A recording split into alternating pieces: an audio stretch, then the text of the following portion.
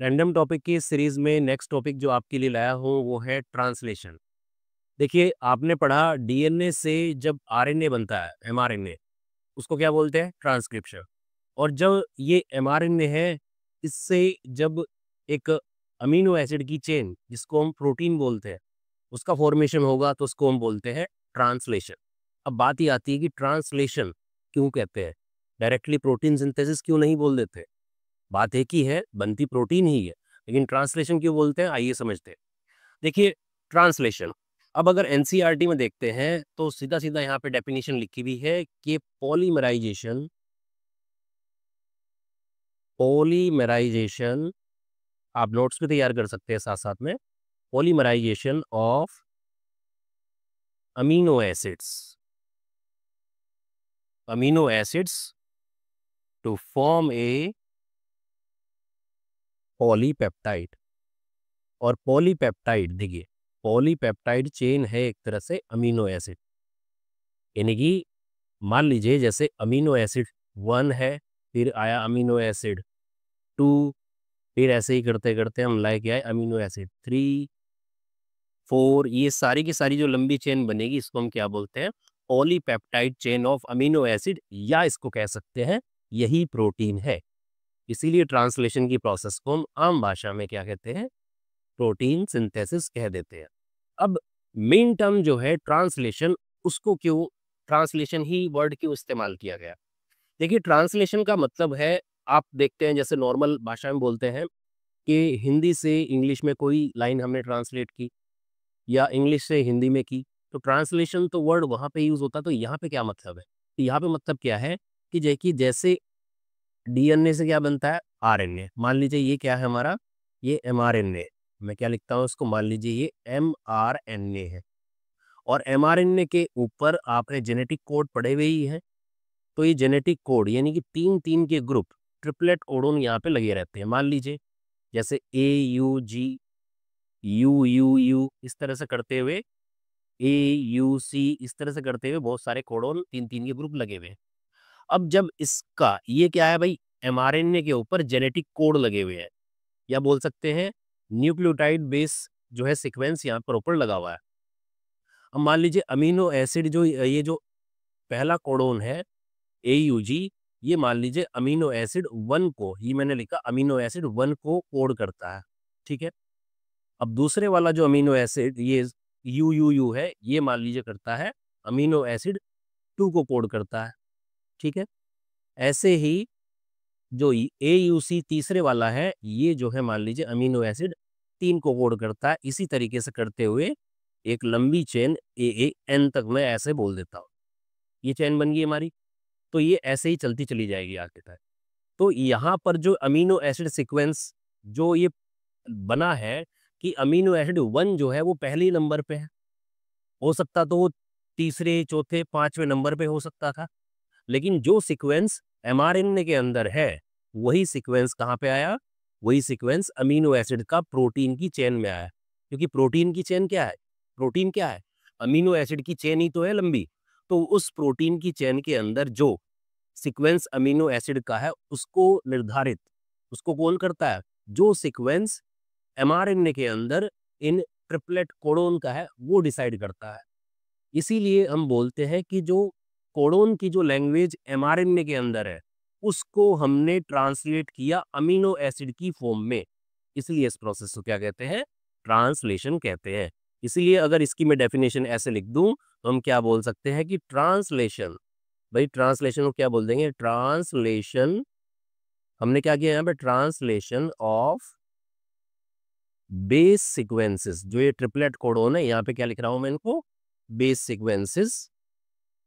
कहाँ पर है ये? On mRNA, translation of base sequences on mRNA into the language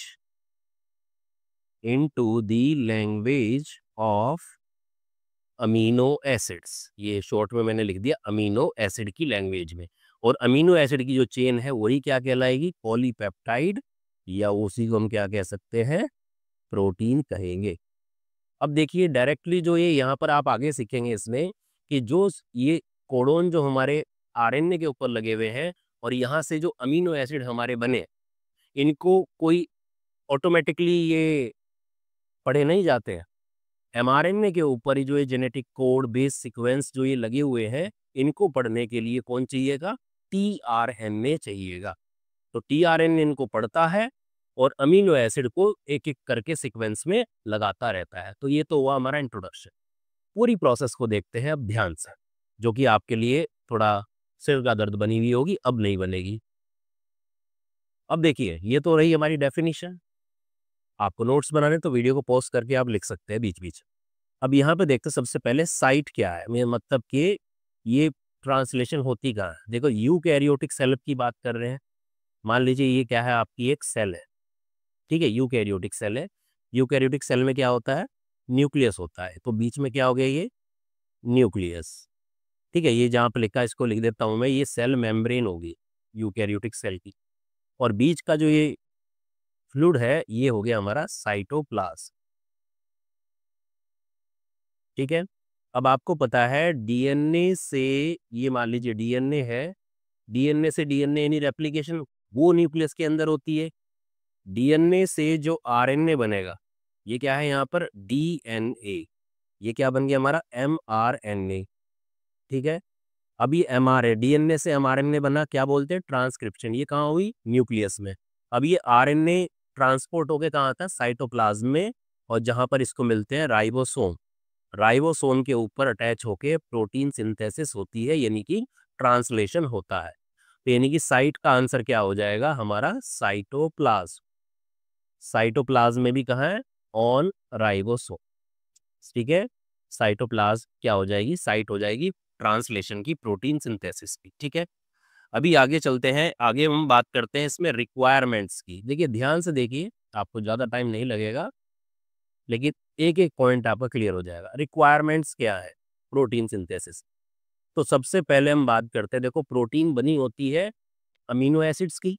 तो पहला रिक्वायरमेंट क्या है? Amino acids. भाई हमारे अंदर कितना?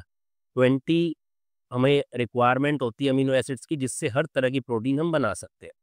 और आपने जेनेटिक कोड में पढ़ा, इन 20 अमीनो एसिड्स के लिए कम से कम हमारे क्या है? 64 वो 3-3 के ग्रुप बनते हैं, जिसमें 61 हमारे कोडोन है और 3 हमारे स्टॉप कोडोन, टर्मिनेटर कोडोन है। तो 61 जेनेटिक कोड मिलके क्या बनाते हैं? हमारे 20 अमीनो एसिड का फॉर्मेशन करते हैं ट्रांसलेशन के प्रोसेस के थ्रू।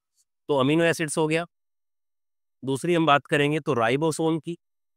तो हम यहाँ पर पढ़ रहे हैं यूकैरियोट के अंदर, तो राइबोसोम कौन से है हमारे? राइबोसोम होगा 80S। ठीक है। और 80S टूटता किसकी यूनिट में है? आपको पता होना चाहिए 60S जो बड़ी यूनिट होगी, लार्जर सब यूनिट होगी, और एक हो जाएगी 40S जो कि स्मॉलर सब यूनिट हो जाएगी। ठीक है। ये हो जाएगी। तो एक तरह से ये है, और प्लस हमारी क्या है भाई? राइबोसोम क्या है? साइट है प्रोटीन सिंथेसिस की। अभी हमने साइटोप्लाज्म बोला, तो साइटोप्लाज्म के अंदर राइबोसोम है, तो साइट में आप पूरा लिख सकते हो राइबोसोम इन साइटोप्लाज्म। ठीक है। तो राइबोसोम के ऊपर होती है, तो हम क्या लिख सकते हैं? Site of protein synthesis. ठीक है। देखिए, साइटोप्लाज्म के अंदर ही कौन है? राइबोसोम है। तो आप दोनों तरीके से कंसीडर कर सकते हो। तीसरा हम देखते हैं, तो वो क्या चाहिए हमारा? एमआरएनए। ठीक है जी। तो एमआरएनए क्यों क्यों चाहिए? जो इंफॉर्मेशन है, जो हमें चाहिए कि कौन-कौन से सीक्वेंस में हमें अमीनो एसिड लगाना है, वो सारी इस जो लिस्ट बनी हुई है जेनेटिक कोड की, वो एमआरएनए के ऊपर है। एमआरएनए में कहाँ से आई? डीएनए ने दी थी जब ट्रांसक्रिप्शन हुआ था। ठीक है। Information required for protein synthesis, short में लिख दिया है। तो ये एमआरएनए के ऊपर है। उसके बाद में आता है हमारा टीआरएनए। टीआरएनए चाहिए, क्या करता है ये? अमीनो एसिड को लेके आएगा, अभी बताऊंगा कैसे लेके आएगा। Carry the amino acid, short में लिखा है amino acid to ribosome. Ribosome के पास में अमीनो एसिड कौन लेके आता है? टीआरएनए। एक तरफ क्या है कि इस पे अटैच होता है, बॉन्ड बनाता है एमआरएनए के साथ, और दूसरी तरफ अमीनो एसिड को लेके आएगा, वो बताएंगे आगे। ठीक है। और उसके बाद में आएंगे हमारे जैसे मेन और है प्रोटीन फैक्टर्स। भाई ये फैक्टर्स क्या है, ज़्यादा इनकी फैक्टर्स की हम बात नहीं करेंगे 12th लेवल पे। प्रोटीन फैक्टर्स किसके लिए चाहिए, इनिशिएशन, ये किसके लिए चाहिए, रिक्वायर्ड और initiation, elongation and termination. Initiation, elongation and termination, इन तीनों प्रोसेस के लिए क्या चाहिए होते हैं, कुछ फैक्टर चाहिए होते हैं। ऐसे नहीं स्टार्ट हो जाएगी। हालांकि हम ज़्यादा बात नहीं करेंगे इन फैक्टर्स की, लेकिन चाहिए होते हैं। ठीक है, अब बात करते हैं हमारी जो मेन प्रोसेस है। ये हुआ, आप लिख लेना इसको, मेन प्रोसेस जहाँ पे प्रॉब्लम आती है बच्चों। तो भाई स्टेजेस बात कर ले हैं या फिर स्टेप्स देख लेते हैं कौन कौन से।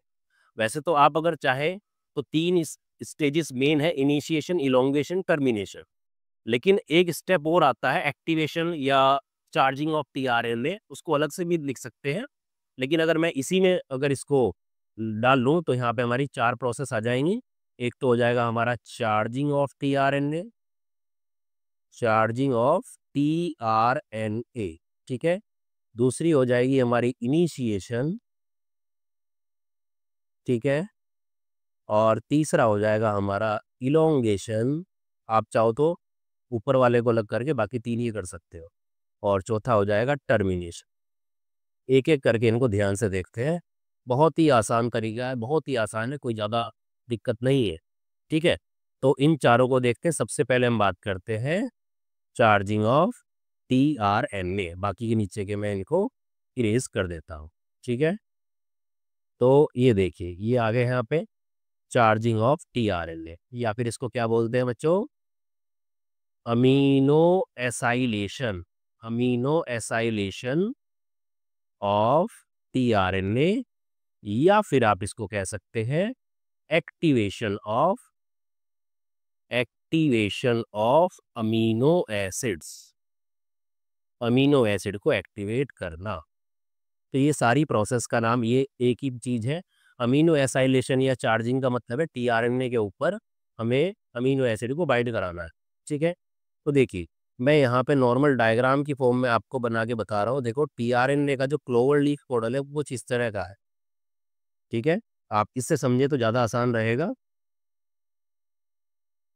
ठीक है, तो ये है आपका टीआरएन। ठीक, यहाँ पर आपके एंटी कोडोन लगे रहते हैं। ये हुआ आपका 3' एंड, और ये हुआ 5' है। ठीक है, ये क्या है, टीआरएनए। एग्जाम में आए तो आप सीधा डायग्राम बना देना, कोई प्रॉब्लम नहीं होगी। ठीक है, अब यहाँ पर चार्जिंग कैसे होगी। अब देखिए मैं यहाँ पे लिखता हूँ कि सबसे पहले अब तो हमें क्या चाहिएगा, अमीनो एसिड्स चाहिए। ठीक है, जो भी अमीनो एसिड लगाएंगे यहाँ पर अमीनो एसिड चाहिएगा। और भाई ऐसे बिना एनर्जी के तो हो नहीं पाएगा काम। ठीक है, तो एनर्जी कौन के लिए मॉलिक्यूल कौन है, एटीपी। ठीक है, एटीपी है, और इस प्रोसेस में हमारे दो बॉन्ड तोड़ने पड़ेंगे, यानी कि दो फॉस्फेट टूटेंगे, दो फॉस्फेट निकल गए तो बचेगा क्या, एएमपी बचेगा। और साथ में एक एंजाइम चाहिएगा, amino acyl tRNA synthetase, synthetase. इसको आप नॉर्मल आप क्या कर लो, इसको खाली ई लिख लो बस। यानी कि आगे जब भी लिखूंगा मैं इसको खाली ई लिखूंगा। इसका मतलब क्या, amino acylation, amino acyl tRNA synthetase का मतलब होगा। ठीक है, तो यहां से जब ये होगा तो क्या बन गया, देखिए अमीनो एसिड ऊपर से आ गया, अमीनो एसिड, यहाँ से दो फॉस्फेट निकल गई, एक ट्राइफॉस्फेट थी, दो फॉस्फेट निकली तो क्या बची, एक फॉस्फेट, यानी कि एएमपी, एडेनोसिन ट्राइफॉस्फेट थी, दो फॉस्फेट निकल गई तो मोनोफॉस्फेट, एक फॉस्फेट बची तो एएमपी। और ये एंजाइम, ये पूरा पूरा क्या बन गया, कॉम्प्लेक्स बन चुका है। ठीक है, और ये पूरा पूरा कॉम्प्लेक्स बन के कहाँ जाएगा, ये टीआरएनए के 3' वाला जो एंड है यहाँ पे जाएगा। ठीक है, अब यहाँ पे मैं अगला अगर इसको वापस बनाता हूं तो कैसे आएगा, देखिए ये रहा आपका टीआरएनए,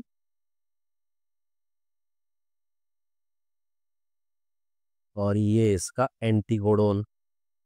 यहाँ पर क्या हो गया, अमीनो एसिड अटैच हो गया। देखिए ट्रांसलेशन की प्रोसेस में पहला अमीनो एसिड कौन सा होता है, मिथियोनिन होता है।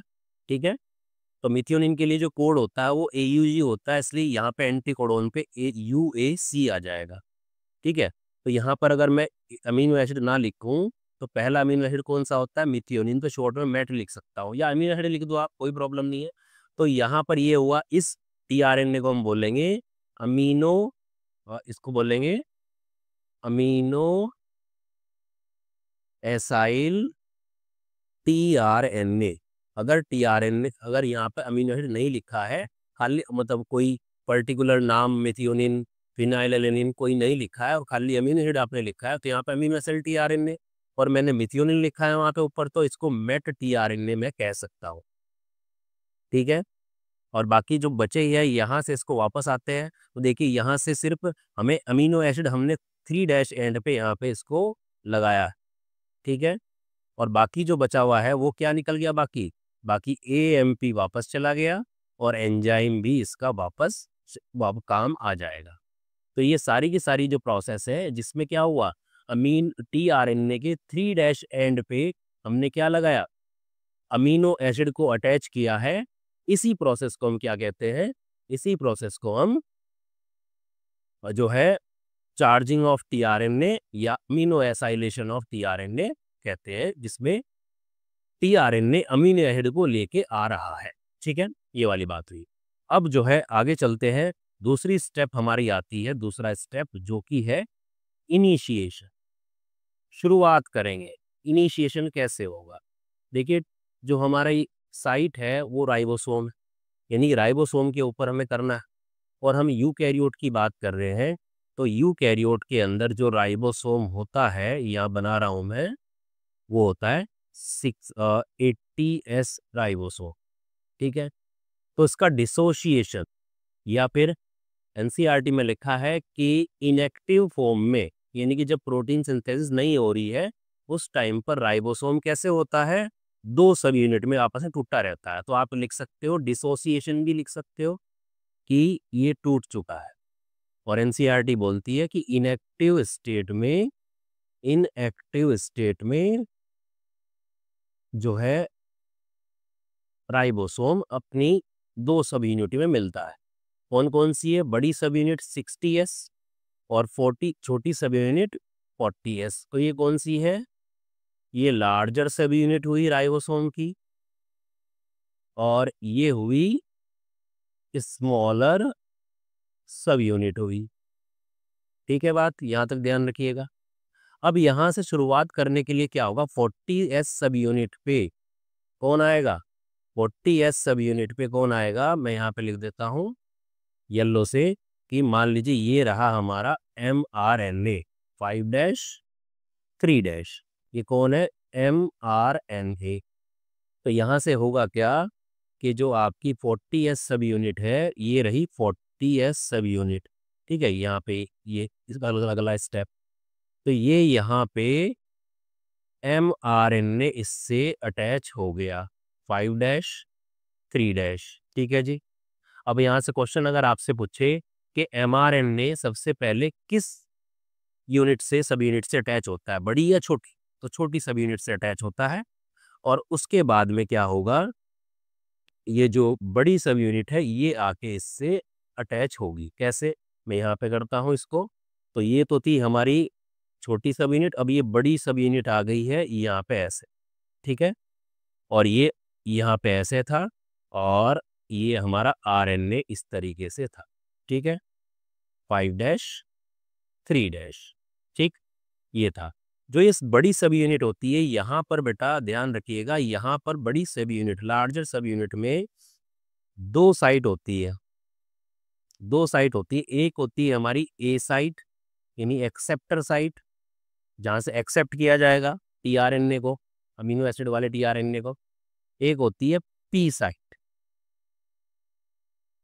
एक होती है P साइट, पेप्टाइडिल साइट, जहाँ पर पेप्टाइडिल टीआरएनए होगा, यानी पेप्टाइड बॉन्ड जहाँ पर बनता है, P साइट है वहाँ पे, पेप्टाइडिल साइट।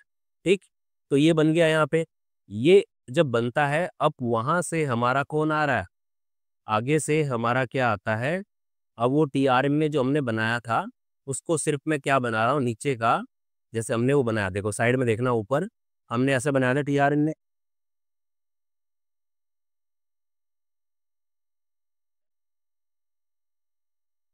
ऐसे, और नीचे वाला जो है एंड, ये क्या है, ये एंटीकोडोन वाला है। तो सिर्फ इतना ही पार्ट में बना रहा हूँ अभी।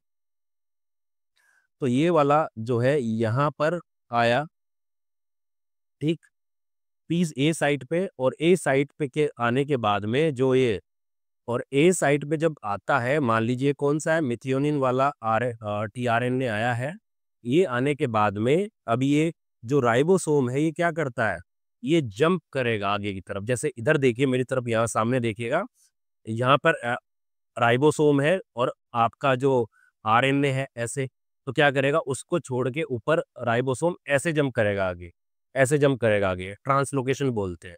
तो यानी कि अगला स्टेप अगर मैं यहाँ पर बनाऊं तो क्या बनेगा आपका, कि ये जो राइबोसोम है ऐसे, और यहाँ पर आपका ये रहा आरएनए, और ये यहाँ पर आ गया आपका ये मेड टीआरएनए। तो ये वाला साइट है ऐसे, ये ए साइट क्या होगी, एम्प्टी होगी, खाली हो गई। ठीक है जी। तो ये वाला जो स्ट्रक्चर बना है इसको बोलते हैं आप एटीएस इनिशिएशन, इनिशिएशन कॉम्प्लेक्स, इसको आप कहोगे। तो ये है इनिशिएशन प्रोसेस। दोबारा रिकैप दे रहा हूँ क्या किया। देखिए सबसे पहले हमारी जो 60s और 40s सब यूनिट है उसमें टूटा है, और 40s यूनिट से एमआरएनए जुड़ा आके, तो ये जुड़ गया देखिए यहाँ पर। उसके बाद में इसमें बड़ी सब यूनिट जो है ये वाली ऊपर वाली ये जुड़ गई आगे यहाँ से, और ये वाला यहाँ से आप ये इसको देखिए, ये बन गया यहाँ पे।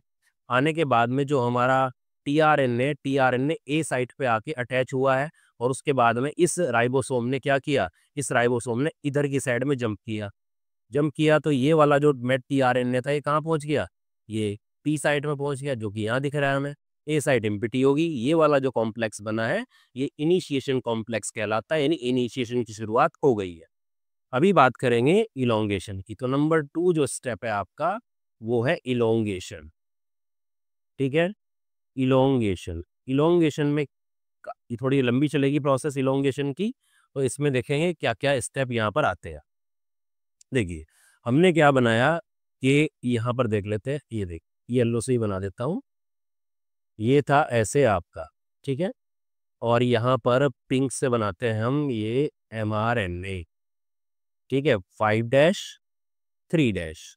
मान लीजिए पहला जो कोड है वो क्या है हमारा, AUG, होता भी है AUG, इनिशिएटर है।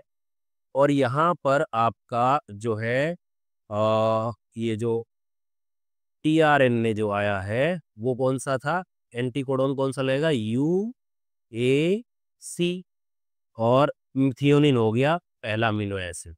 और यहाँ पर इसको साइट को देखें तो ये कौन सी हमारी ए साइट, जो कि अभी खाली पड़ी हुई है। ठीक है, आगे चलते हैं।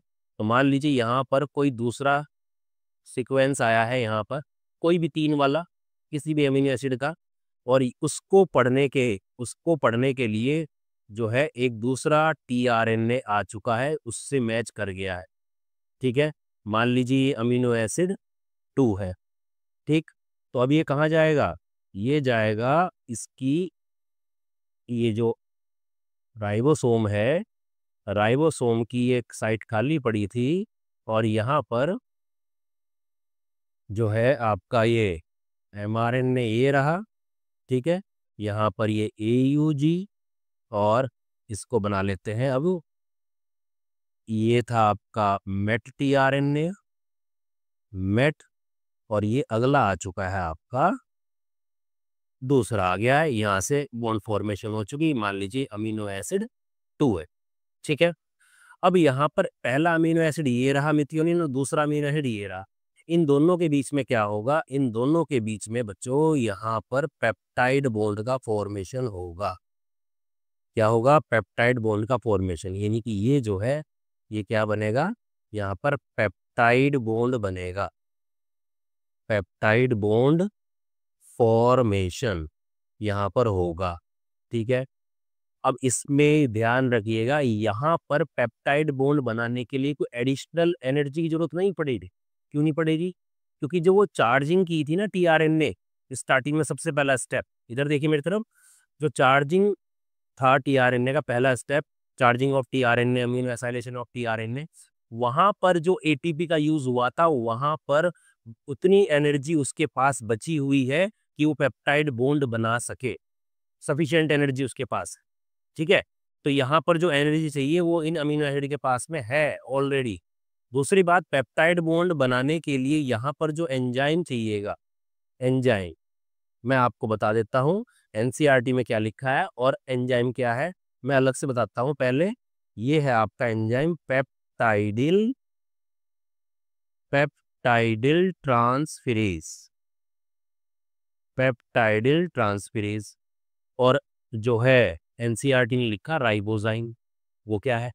देखिए पेप्टाइडिल ट्रांसफेरेज ये एंजाइम जो है, देखिए जो आपकी यूकैरियोट में जो ये 60S सब यूनिट है, यानी कि जो लार्ज सब यूनिट है, ये जो लार्ज सब यूनिट है, इसको अगर आप देखते हैं तो एनसीईआरटी में ही लिखा हुआ है किसकी बनी हुई है, 28S आरएनए और 18S आरआरएनए और 5.8S आरएनए की ये बनी हुई है।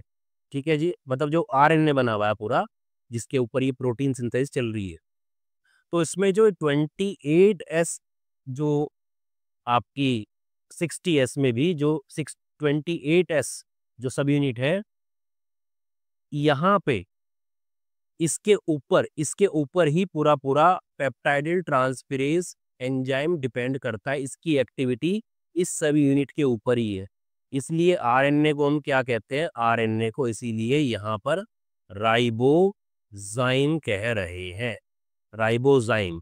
यानी कि एमसीक्यू में अगर आए कि भाई पेप्टाइड बॉन्ड फॉर्मेशन में हेल्प कौन करता है, तो राइबोजाइम करता है। अब आप कहोगे कि एनसीईआरटी में तो 23S लिखा हुआ है, आपने तो 28S लिखा।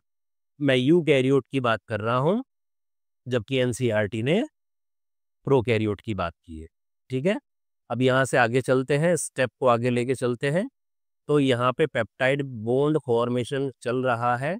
ठीक है, एंजाइम कौन सा लगा हमारा, राइबोजाइम। ठीक है, तो मैं यहाँ पे दोनों ही लिख देता हूँ, पेप्टाइड जो है बॉन्ड फॉर्मेशन ये राइबोजाइम। ठीक है जी, राइबोजाइम लिख दिया। हायर क्लासेस में जाओगे तो पेप्टाइड ट्रांसफेरेज लिखा मिलेगा। अब यहाँ पे होने के बाद में पेप्टाइड बॉन्ड फॉर्मेशन हो गया, तो यानी कि जो आपका राइबोसोम है के ऊपर प्रोटीन सिंथेसिस है, वो कुछ आपको ऐसी देखने को मिलेगी। ठीक है, ये आपको कुछ ऐसी देखने को मिलेगी, और ये हो गया आपका पेप्टाइड, ये मिथियोनिन हो गया, ये अमीनो एसिड 2 हो गया, तो इनके बीच में क्या बन गया, पेप्टाइड बॉन्ड बन गया, यानी कि डाइपेप्टाइड, 2 अमीनो एसिड की चेन बन चुकी है। ठीक, अब क्या होगा अगला स्टेप, अगला स्टेप होगा बेटा ट्रांसलोकेशन। ट्रांसलोकेशन का मतलब क्या है कि अब मेरी तरफ देखिए इधर, अब सेम जो राइबोसोम है वो क्या करेगा, जहां पर है वहां से फिर जंप करेगा।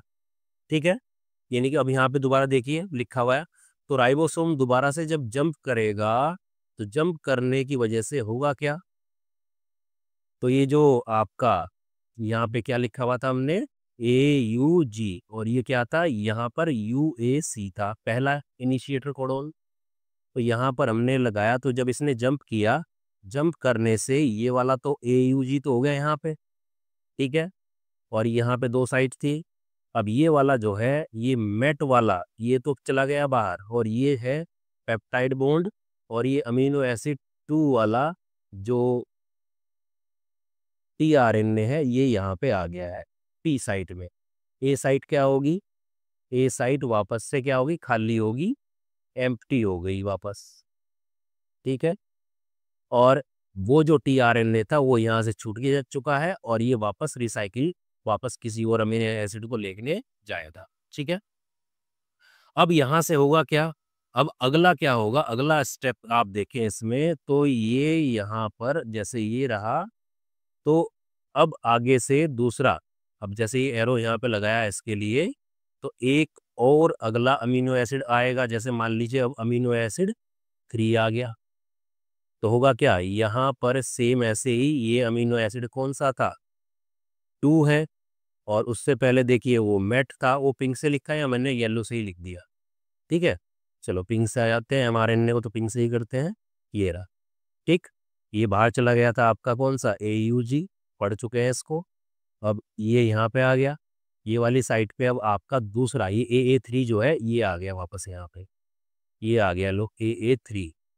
तो अमीनो एसिड तीसरे वाला अमीनो एसिड को लेके आया, और फिर से क्या होगा, पेप्टाइड बॉन्ड फॉर्मेशन होगा।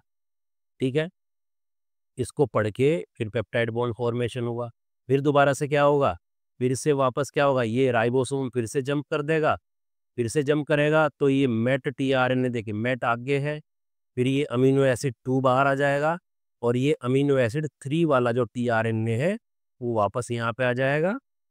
ठीक है, ये वापस यहाँ पे आ जाएगा, और ये लो, ठीक है, ये अमीनो एसिड 3 वाला। अब फिर से क्या हो जाएगी, ए साइड फिर से एम्प्टी हो जाएगी। ठीक है, इसी तरीके से ये सीक्वेंस चलता रहेगा। कब तक चलता रहेगा, टर्मिनेशन की प्रोसेस जब स्टार्ट नहीं होगी तब तक चलेगा। ठीक है, तो यहाँ तक हो गया इलोंगेशन, ये चेन ऐसे बढ़ती चली जाएगी। अब टर्मिनेशन कैसे होगा वो देख लेते हैं। तो तीसरा स्टेप आता है हमारा टर्मिनेशन।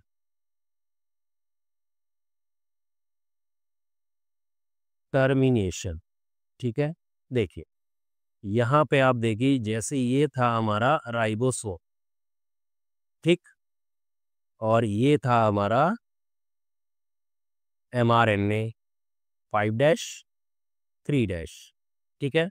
और यहाँ पर हमारा जैसे चल रही थी, जो अमीनो एसिड चल रहे थे हमारे, वो थे ऐसे। ठीक है, और मान लीजिए ऐसे करते करते बहुत देर तक करते करते हमने लंबी चेन बना ली, और इसको लिख दिया AAN, मतलब जितना भी लंबी है, AA3 अमीनो एसिड 2 ऐसे आए थे ना वो, तो एक लंबी चेन हमने बना ली। और जब ये जंप किया था यहाँ पे, अभी ये ए साइट खाली है। अब यहाँ से मान लीजिए कि आपके जो स्टॉप कोडोन होते हैं, टर्मिनेटर कोडोन, स्टॉप कोडोन्स या फिर क्या बोलते हैं टर्मिनेटर कोडोन्स जो है, टर्मिनेटर कोडोन जो है वो कौन कौन से हैं, 3 है। कौन कौन से हैं, UAA, UAG और UGA, ये 3 है, अम्बलोपलोकर। ठीक है, तो ये 3 है। अब 3 में से अगर कोई भी यहाँ पर आ गया, जैसे मान लीजिए UAA आ गया यहाँ पे, ठीक है, UAA यहाँ पर आ चुका है। अब इस UAA को पढ़ने के लिए कोई भी टीआरएनए नहीं होता है, यानी कि इस स्टॉप कोड टर्मिनेटर कोडोन के लिए कोई टीआरएनए नहीं होता, यानी कि हम कह सकते हैं यूएए किसी भी अमीनो एसिड के लिए कोड नहीं करता। तो इसलिए टीआरएनए लाएगा किसको, नहीं ला पाएगा किसी को। तो इसलिए अब यहाँ पे खाली खाली रहेगी, ए साइट क्या है, ए साइट हम अभी भी खाली रहेगी। और अब इधर देखिए मेरी तरफ, अब ये जो राइबोसोम जब इधर की साइड ऐसे जंप करेगा, ठीक है, तो क्या होगा, ये जो टीआरएनए ये बाहर आ जाएगा। ठीक है जी, और तभी काम क्या करेगा, यूकैरियोटिक रिलीज फैक्टर। भाई फैक्टर हर जगह लगने हैं, जो शुरुआत में बात की थी, initiation factor, elongation factor, release factor, ये लगेंगे और ये क्या कर देगा, इसको रिलीज कर देगा। यानी कि जो एक चेन होगी ये मेट, ये जो हमने लंबी चेन लिखी, ये अमीनो एसिड की चेन यानी पॉलीपेप्टाइड चेन जो है, ये जो है ये हमारी यहाँ से रिलीज हो जाएगी। जैसे AAN तक ले लो, ये उल्टा लिख दिया कोई बात नहीं, ये प्रोटीन चेन, ये क्या हो गया, पॉलीपेप्टाइड चेन। इसी को हम क्या बोलते हैं, polypeptide chain of amino acid है, ऑफ अमीनो एसिड, इसी को हम क्या कहते हैं, प्रोटीन कहते हैं। तो ये प्रोटीन बन गई। इसके अलावा बाकी का क्या होगा भाई, ये टीआरएनए जो है ये वापस रिसाइकिल, और ये जो सब यूनिट हैं ये दोबारा से टूट जाएंगी, दोबारा से रिसाइकिल होने चले जाएंगे, नहीं दोबारा काम आ जाएगी। इस तरीके से ये हमारी प्रोटीन की चेन बन जाती है। ठीक है, समझ में आया। इसके अलावा 2 छोटे छोटे से टॉपिक हैं और आपके, जैसे आपके एनसीईआरटी में दिया हुआ है ट्रांसलेशनल यूनिट, ट्रांसलेशनल यूनिट दिया है, ये क्या है। ठीक है, ट्रांसलेशनल यूनिट का मतलब क्या है कि जो आरएनए है आरएनए में जो देखो शुरुआत कहाँ से होती है, इनिशिएटर कोडोन, ये कौन है, एयूजी जैसे क्या है, इनिशिएटर कोडोन है, जहाँ से शुरुआत होती है। और टर्मिनेटर कोडोन 3 में से कोई एक लिख दूँ, जैसे यूएए, ये क्या है, टर्मिनेटर कोडोन है। ठीक है, तो भाई जो ट्रांसलेशन होगी वो इसी के बीच में ही तो होगी। तो ट्रांसलेशन यूनिट कहाँ है, इनिशिएटर और टर्मिनेटर कोडोन के बीच का जो पार्ट है, ये पूरी पूरी जो चेन बननी है वो इसके बीच की तो बनेगी, वो है। एक आपका आता है यूटीआर। यूटीआर क्या है, अनट्रांसलेटेड रीजन। ठीक है, यानी कि आरएनए का वो पार्ट जो ट्रांसलेट नहीं हुआ है वो कहाँ है, जैसे आरएनए, आरएनए में हम देखते हैं कि जो इनिशिएटर है AUG, ये कहाँ है, 5 डैश एंड पे, और टर्मिनेटर कहाँ है, जैसे UAA यहाँ पे 3 डैश एंड पे। ठीक, तो 5 डैश अप स्ट्रीम, यानी कि 5 डैश से पहला कुछ पोर्शन और 3 डैश एंड के यानी टर्मिनेटर कोडोन के बाद का कुछ पोर्शन, इनका ट्रांसलेशन नहीं हो पाता है, इसीलिए इनको क्या बोलते हैं, UTR, अनट्रांसलेटेड रीजन इनको कहते हैं। कहाँ प्रेजेंट है, 5 डैश एंड अप स्ट्रीम और 3 डैश एंड डाउन स्ट्रीम, उसके बाद में। ठीक है, ये चीज़ें यहाँ पर आती है, तो ये चीज़ ध्यान रखिएगा आप। और ठीक है, और ये चाहिए किस लिए, आपको लिखना ना कि रिक्वायर्ड फॉर एफिशिएंट और ट्रांसलेशन, उसके लिए चाहिए। ये था आपका ट्रांसलेशन। होप आपको वीडियो अच्छी लगी, समझ में आई हो। अगर कोई भी प्रॉब्लम हो तो वो आप कमेंट करें। Thank you.